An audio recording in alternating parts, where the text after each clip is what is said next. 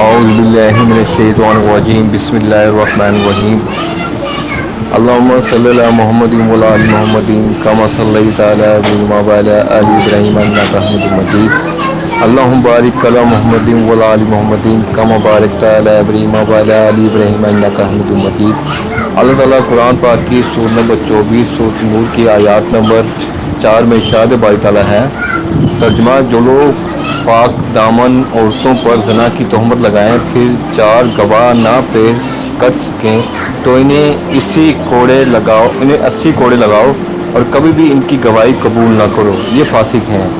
تفسیر ہے، ترجمہ: المحصنات سے مراد پاک دامن عورتیں ہیں، کنواری ہوں یا شادی شدہ۔ ان پر تہمت لگانے سے مراد زنا کی تہمت ہے، کیونکہ پاک دامن عورتوں کا لفظ قرینہ ہے کہ ان پر تہمت پاک دامن نہ ہونے کی ہے۔ اس کے علاوہ 4 گواہوں کی شہادت بھی دلیل ہے کہ مراد زنا کی تہمت ہے۔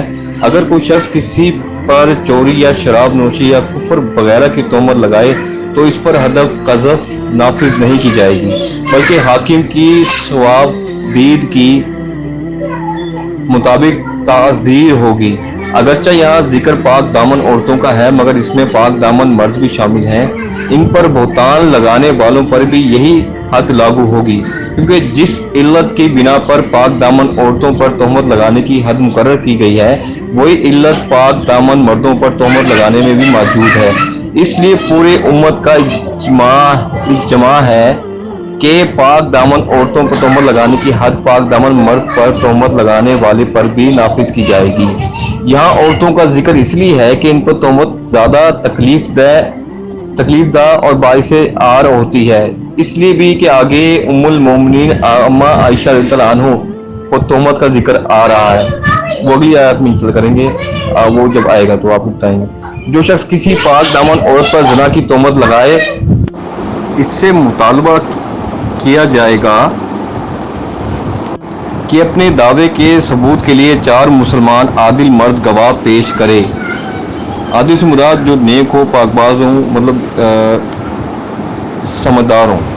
دوسرے، کسی جرم کے ثبوت کے لیے 4 گواہ مقرر نہیں کیے گئے۔ اگر کسی شخص نے کسی کو زنا کرتے ہوئے اپنی آنکھوں سے بھی دیکھا ہے تو اگر اس کے پاس مزید 3 گواہ نہیں تو اسے اجازت نہیں کہ اس کا ذکر کرے، بلکہ اسے خاموش رہنے کا حکم ہے تاکہ وہ گندگی جہاں ہے وہیں تک محدود رہے۔ معاشرے میں لوگوں کے ناجائز تعلقات کے چرچے نہ ہوں، کیونکہ اس سے بے شمار برائیاں پھیلتی ہیں۔ ماحول میں زنا کا تذکرہ اسے پھیلانے کا ذریعہ بنتا ہے۔